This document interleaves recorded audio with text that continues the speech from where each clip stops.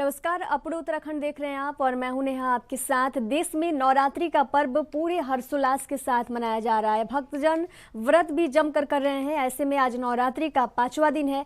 आज के दिन स्कंद माता की पूजा की जाती है। इस अवसर पर प्रदेश के मुख्यमंत्री पुष्कर सिंह धामी पहुंचे। उत्तराखंड और उत्तर प्रदेश सीमा पर बने डाट काली मंदिर पर परिवार समेत पूजा की और सीएम धामी के साथ उनकी पत्नी गीता धामी, दोनों पुत्र और माता भी पूजा में शामिल रहे।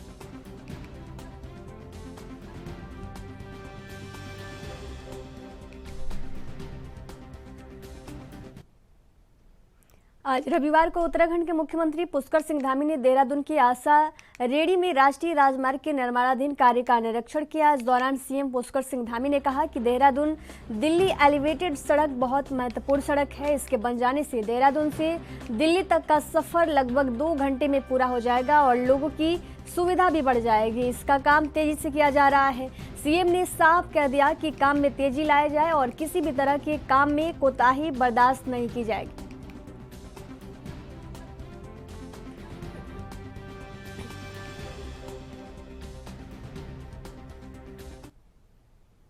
विगत दिनों लगातार झमाझम बारिश के चलते हुई फसल के नुकसान पर तहसील प्रशासन ने सभी पटवारियों को निर्देशित किया है कि गदरपुर तहसील के अंतर्गत जितने भी किसानों के गेहूं और लाई की फसल अत्यधिक बारिश होने पर नुकसान हुआ है उसका सर्वे करें। आपको बता दें कि एनवी न्यूज ने इस खबर को प्रमुखता से दिखाया था, जिसके बाद गदरपुर तहसील प्रशासन द्वारा नुकसान हुई फसल का मुआवजा देने का ऐलान किया गया।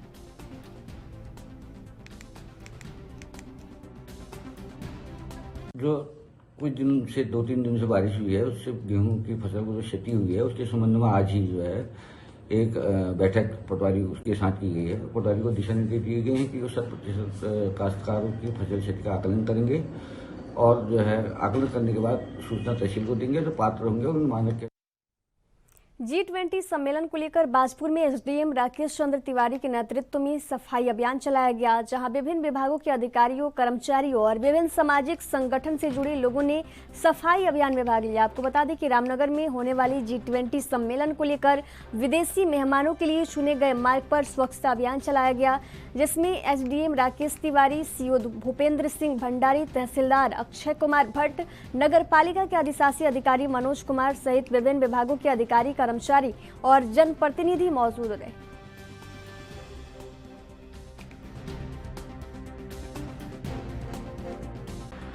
G20 के समिट होने वाली है 28 और 29 में रामनगर में।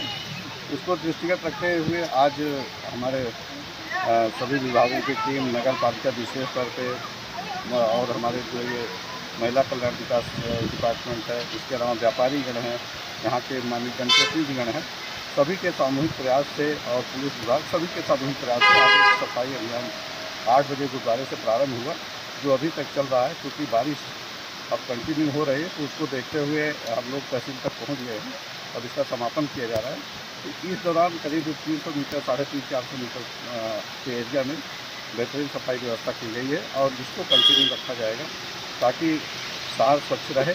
और चारधाम यात्रा के दौरान बसों के किराए को लेकर इस बार ओवर रेटिंग नहीं हो सकेगी। परिवहन विभाग ने बिना लाइसेंस के एजेंट के काम करने और ओवर रेटिंग का खेल खेलने वालों के खिलाफ कार्रवाई कर मुकदमे दर्ज करने का प्लान बनाया है। निगरानी रखने के लिए फ्लाइंग स्क्वाड टीम का गठन करने का निर्णय लिया गया है। आपको बता दें कि आरटीओ कार्यालय में आज तमाम परिवहन संस्थाओं के प्रतिनिधियों के साथ आरटीओ सुनील शर्मा ने बैठक की। इस दौरान 2 अप्रैल तक रोटेशन व्यवस्था का गठन करने के निर्देश आरटीओ ने परिवहन संस्थाओं के पदाधिकारियों को दिए। आरटीओ ने बताया कि इस बार चारधाम यात्रा में आने वाले तीर्थ यात्रियों को आरामदायक और लग्जरी बसें भी उपलब्ध कराई जाएंगी। फिलहाल 1350 बसों का बेड़ा चारधाम यात्रा पर जाने के लिए तैयार है। जरूरत पड़ने पर दूसरे राज्यों से भी बसों की व्यवस्था की जाएगी।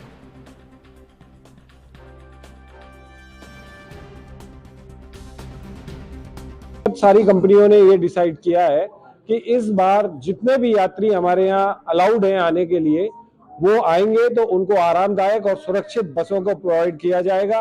अगर आवश्यकता पड़ेगी तो हम कुमाऊं से भी बसें मंगाएंगे और इससे भी ज्यादा आवश्यकता पड़ेगी तो अन्य राज्यों से भी मिलाकर हमारे यहाँ जो व्यवस्था बनेगी उसी के अंदर उनका संचालन किया जाएगा। इनके द्वारा बताया गया है कि इस वक्त हमारे पास 1350 के लगभग बसों की व्यवस्था है, जो आने वाले दिनों में, क्योंकि इनके द्वारा नई बसें लाई जा रही हैं। पिछली बार भी यात्रा में इन लोगों की बसें चली थी, तो इस बार यात्रियों को देखते हुए लगभग 150 अतिरिक्त बसें लाई जा रही हैं। तो हमारे पास टोटल हमारी एक्सपेक्टेशन है 1500 के आसपास का बेड़ा। आगामी चारधाम यात्रा व्यवस्था कैसे चलेगी उस और विचार विमर्श हुआ है, और एक मेन मुद्दा था संयुक्त रोटेशन यात्रा व्यवस्था समिति का। तो सभी 9 की 9 कंपनियों द्वारा अवगत करा दिया गया है कि व्यवस्था में सब शामिल होने वाले हैं और 2 तारीख को जो है इसका हस्तक्षेप खत्म हो जाएगा। बारे की कोई बातें हैं उनकी भी 2 तारीख को जो है इसमें वार्ता हो जाएगी, और ऐसा नहीं है, वो भी हमारी कंपनियों के साथ है। तो 1400 बसों का शायद लगभग आंकड़ा आ रहा है अभी तक। बाकी 2 तारीख को हमने सभी कंपनियों से सूची मंगवा रखी। माह रमजान नवरात्रि व्रत शुरू होने के बाद प्रशासन खाद्य सामग्री की जांच में जुट गए हैं, जिसके चलते रविवार को ज्वाइंट मजिस्ट्रेट रुड़की ने मंगलौर कस्बे में पहुंचकर होटल और किराना की दुकानों पर खाद्य सामग्रियों का निरीक्षण किया। ज्वाइंट मजिस्ट्रेट के निरीक्षण के दौरान अधिकतर दुकानदार अपनी दुकानों पर ताला लगाकर गायब हो गए। ज्वाइंट मजिस्ट्रेट अभिनव शाह ने बताया कि आगामी त्योहारों को लेकर बाजारों का निरीक्षण किया जा रहा है, जिससे खाद्य सामग्रियों में किसी तरह की हेरा फेरी ना हो। उन्होंने कहा कि ये कार्रवाई लगातार चलती रहेगी।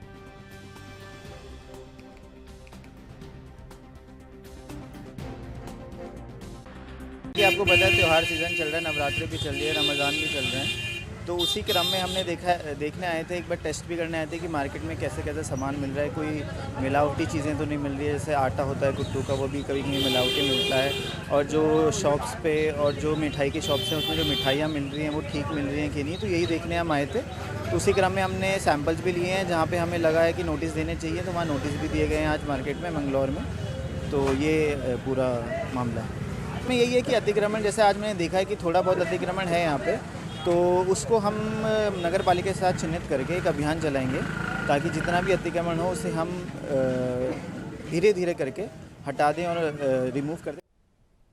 उत्तराखंड के डोईवाला से खबर है, जहां डोईवाला ब्लॉक के भानियावाला और रायवाला में 2 बड़े कार्यक्रम होंगे। सरकार के 1 साल पूरा होने पर होने जा रहे इस कार्यक्रम को लेकर आज डोईवाला ब्लॉक सभागार में खंड विकास अधिकारी जगत सिंह की अध्यक्षता में अधिकारियों की बैठक का आयोजन हुआ और कार्यक्रम को लेकर रूपरेखा बनाई गई।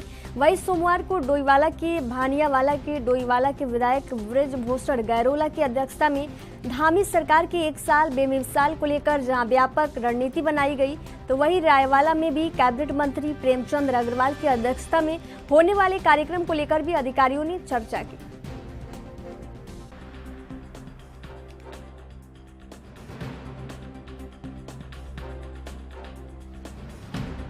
में हमारे 2 कार्यक्रम प्रस्तावित हैं। पहला कार्यक्रम विधायक जी की अध्यक्षता में गणपति गार्डन भानियावाला में है, और दूसरा कार्यक्रम हमारा रायवाला माननीय मंत्री जी की अध्यक्षता में है। तो ये जो हमारी बैठक है, क्योंकि हमें बड़ी संख्या में और लोगों को लाना है, जनता को लाना है, जनप्रतिनिधियों को लाना है कार्यक्रम में, और उसके साथ साथ जो भी हमारे वार्ड मेंबर है, जो हमारे लाभार्थी हैं, सभी को उस कार्यक्रम में पहुंचना है। तो हमारे रेखीय विभाग हैं, जो राजस्व विभाग हो गया, समाज कल्याण, उद्यान, कृषि, ग्राम्य विकास, पंचायत, बहुत सारे विभाग हैं, और मतलब जो भी सरकारी योजनाएं चल रही हैं इस समय, सभी योजनाओं की लगभग उसमें जानकारी दी जाएगी, और उसी के संबंध में ये कार्यक्रम है, और उसी के संबंध में ये बैठक हमने आयोजित की है। उत्तराखंड के लालकुआं से खबर है, जहां भारतीय जनता पार्टी जिलाध्यक्ष दिनेश खुलबे ने एक निजी कार्यक्रम में लालकुआं पहुंचे।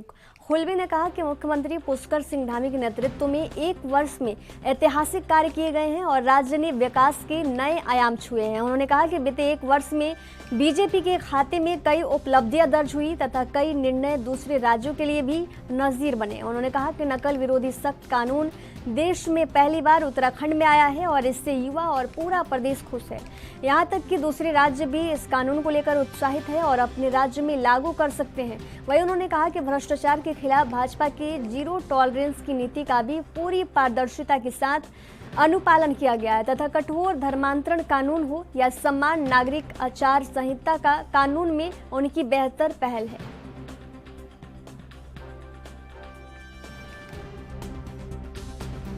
जिस तरीके से प्रदेशवासियों में एक उत्साह का वातावरण बना है, यही इस बात का पैमाना है कि प्रदेश सरकार जन अपेक्षाओं पर खरी उतर रही है आपको पता होगा नकल विरोधी जो कानून बना, यानी कि पेपर लीक हो जाता था, इस तरीके के माफिया जो पेपर को लीक करके अपना पैसा कमाते थे और पढ़ने वालों का भविष्य बर्बाद करके नहीं पढ़ने वालों को पास करवाते थे, ऐसे लोगों के लिए उम्र कैद तक की सज़ा का प्रावधान किया है। साथ में 80 लोगों की अभी तक गिरफ्तारी हो गई है। प्रदेश सरकार जो कुछ हटके काम कर रही है, एक तो ये कि पूरे देश का सबसे कठोर कानून बनाया है जो कि पेपर को लीक करवाना या नकल करवाने में सहयोग करेगा। दूसरी बात, महिलाओं को, हमारे देश में महिलाओं का बहुत सम्मान है और इस प्रदेश सरकार ने, उत्तराखंड सरकार ने उसको यथार्थ किया है। 30% क्षितिज आरक्षण, एक तो आरक्षण होता है, ये क्षितिज आरक्षण उन्होंने दिया है। उन्होंने इस तरीके से महिलाओं को सम्मान दिया है। और चूँकि मैं जिस स्थान पर यहाँ पर हूँ, यहाँ खनन का बहुत कारोबार होता है। गौला नदी, नंधौर नदी, कोसी, दापका, सब नदियाँ खनन से जुड़ा हुआ कारोबार उत्तराखंड में है। एक अच्छा राजस्व की प्राप्ति होती है। पहली बार ऐसा हुआ होगा कि नदियाँ बंद होती उससे पहले ही सरकार ने अपनी औपचारिकताएं पूरी करके 5 साल के लिए उनकी लीज को न सिर्फ बढ़ाया, बल्कि पहली बार ऐसा भी हुआ होगा कि खनन कारोबार से जुड़े हुए लोगों की एक मांग थी कि रॉयल्टी ज़्यादा है, इस रॉयल्टी को कम किया जाए। कभी भी ऐसा नहीं होता है कि सरकारें बढ़े हुए पैसे को कम करती हों, लेकिन पहली बार ऐसा हुआ, उस रॉयल्टी को कम किया गया, यहाँ के उद्योगों को भी बचा। यहाँ रुकेंगे एक छोटे से ब्रेक के लिए। ब्रेक के बाद जल्द हाजिर होंगे। देखते रहिए ANB न्यूज़।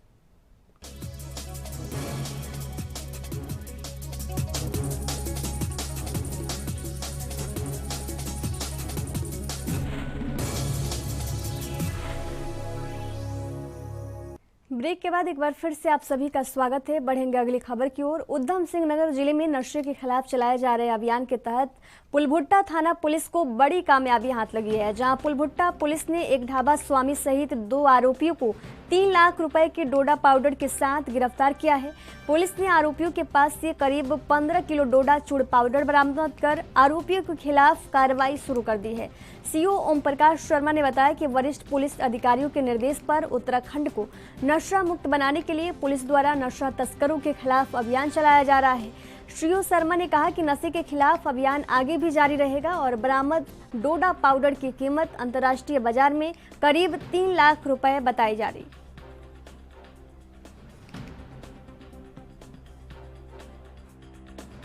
के आदेशानुसार व वरिष्ठ पुलिस अधीक्षक महोदय के निर्देश में उत्तराखंड को नशा मुक्त बनाना है। इसी उसमें एसओ पुलभट्टा कल अपनी बरी पे चेकिंग कर रहे थे टीम के साथ, तो एक व्यक्ति फैशन प्रो मोटरसाइकिल से आता हुआ दिखाई दिया, बिना नंबर की मोटरसाइकिल थी, उसको रोका तो उसके पास से थोड़ा डोडा बरामद हुआ। उसने बताया कि मैं सामने होटल है उसके वहाँ से लाता हूँ। तो वो होटल सुखदेव का था, वहाँ जाके तलाशी ली गई, टीम के द्वारा तलाशी ली गई, तो उससे जो है 15 किलो से ज़्यादा सुखदेव के पास से डोडा बरामद किया गया। उससे पूछताछ की गई तो उसने बताया कि मैं पंजाब से जो ट्रक आते हैं उनसे मंगवाता हूँ, यहाँ ऊंचे दाम पर ट्रक वालों को आसपास के गाँव में सप्लाई करता हूँ। तो उससे तराजू, बाट, पन्नी ये चीज़ें बरामद की गई है। दोनों अभियुक्तों को गिरफ्तार करके जेल भेजा जा रहा है। नशे के खिलाफ इसी प्रकार प्रभावी कार्रवाई की जाएगी। किसी भी प्रकार का नशा क्षेत्र में पनपने नहीं दिया जाएगा। जो भी ये कार्य करेगा उसके खिलाफ सख्त से सख्त कानूनी कार्रवाई की जाएगी। सर, करीब 3 लाख रुपए है। आपराधिक इतिहास अभी बहेड़ी थाने का रहने वाला है, तो इसको बहेड़ी थाने में पता किया जा रहा है और यूपी से और जिलों में इसके आपराधिक इतिहास की छानबीन। अल्मोड़ा जिले के विकासखंड सयालदे में सरस्वती शिशु मंदिर नैल सयालदे में जिला पंचायत सदस्य परवीन कुमार का ग्रामीणों ने फूल माला पहनाकर ढोल नगाड़े के साथ जोरदार स्वागत किया।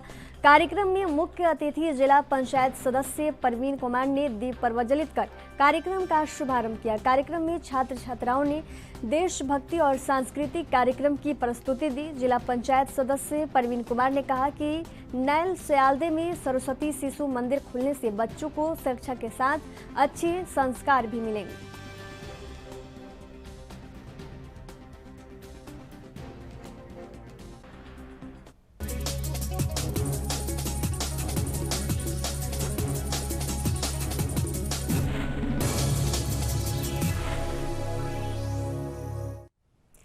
ब्रेक के बाद एक बार फिर से आप सभी का स्वागत है। बढ़ेंगे अगली खबर की ओर। लक्ष्मण झूला थाना क्षेत्र के अंतर्गत गोवा बीच पर नहाने पहुंचे हरियाणा के 3 पर्यटकों में शामिल 2 पर्यटक गंगा में बह गए, जिससे एक पर्यटक को बचा लिया गया, जबकि एक पर्यटक का अभी तक गंगा में कुछ पता नहीं चल पाया है। फिलहाल जल पुलिस और SDRF की टीम लापता पर्यटक की तलाश में गंगा में सर्च ऑपरेशन चला रही है। लक्ष्मण झूला थाना प्रभारी विनोद गोसाई ने बताया कि 28 वर्षीय नितिन त्यागी को गंगा में बहने से बचाया गया है, जबकि गुड़गांव निवासी हिमांशु छाबड़ा का गंगा में कुछ पता नहीं चला है। घटना की जानकारी परिजनों को भी दे दी गई।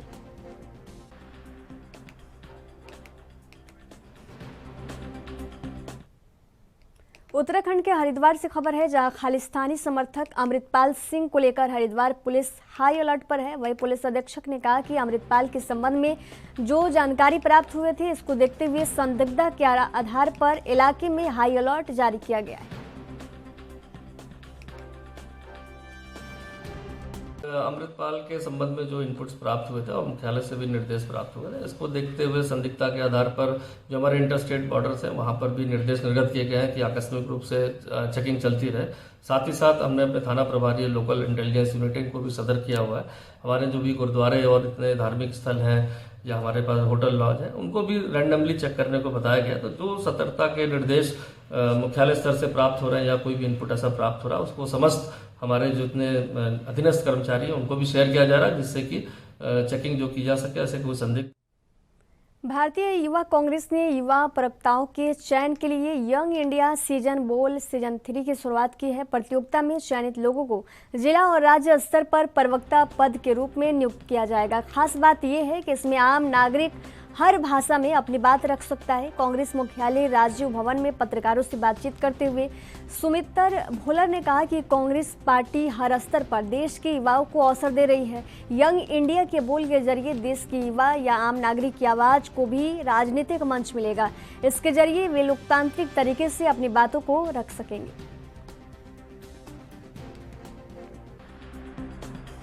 ये यंग इंडिया के बोल राहुल गांधी जी का फ्लैगशिप प्रोग्राम है, जो उनके निर्देशन में शुरू किया गया था। और इसका उद्देश्य है कि जब आज के दौर में विपक्ष की आवाजों को, असहमतियों को दबाया जा रहा है, तब यंग इंडिया बोल के माध्यम से यूथ कांग्रेस प्रदेश के तमाम युवाओं को, जो भी 18 से लेकर 35 वर्ष के आयु के बीच में हैं, तमाम युवा युवतियों को एक प्लेटफॉर्म देने का काम करेगी, जिसमें वो अपनी बात रख सकें, जिसमें उनका जो कष्ट है वो बयान कर सकें, अपनी समस्या को रख सकें और वो क्या उम्मीद करते हैं। कांग्रेस के अध्यक्ष राहुल गांधी की लोकसभा सदस्यता रद्द करने के विरोध में प्रदेश कांग्रेस कमेटी के आह्वान पर आज महानगर कांग्रेस कमेटी, यूथ कांग्रेस, सेवा दल कांग्रेस, महिला कांग्रेस कमेटी समेत समस्त विभाग के पदाधिकारियों ने रामनगर रोड स्थित राजकीय चिकित्सालय के बाहर पार्क में महात्मा गांधी की प्रतिमा के समक्ष उनके चित्र पर पुष्प अर्पित कर 1 दिवसीय संकल्प सत्याग्रह कार्यक्रम आयोजित किया गया। कार्यक्रम के दौरान वक्ताओं ने केंद्र की बीजेपी सरकार पर आरोप लगाते हुए कहा कि जिस प्रकार से षड्यंत्र के तहत राहुल गांधी को लोकसभा की सदस्यता से अयोग्य कराए जाने का कार्य बीजेपी के इशारे पर किया गया है, बीजेपी को भविष्य में देश की जनता उचित परिणाम भुगतने के लिए तैयार है।